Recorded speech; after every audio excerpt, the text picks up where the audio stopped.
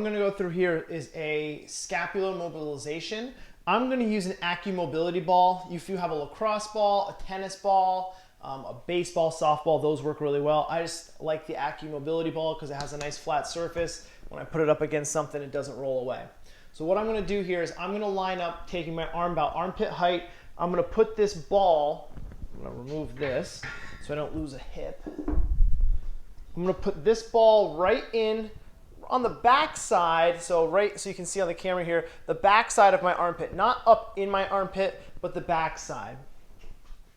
And what I'm going to do here is I'm going to put it right in that soft spot on the back side of my armpit. You'll know when you hit it because it's a pretty tender spot. And what I'm going to do here is I'm going to do two things. One, I'm going to apply as much pressure inward to the ball as I can, and then I'm going to move my arm through. So you notice I'm rotating my whole body here as I try to get this ball to not slide off of a power rack. If you're on a wall, it doesn't slide.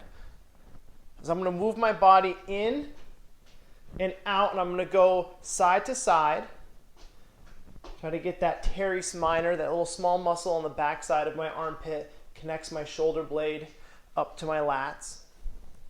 And what I'm going to do here from this angle is I'm actually going to raise my arm out. So I'm going to get some joint movement in here. You can't just like ream around and start rolling like a traditional foam roller would. You want to start to mimic some of the joint actions that you're doing in the weight room here. So then I'm going to go into my raises.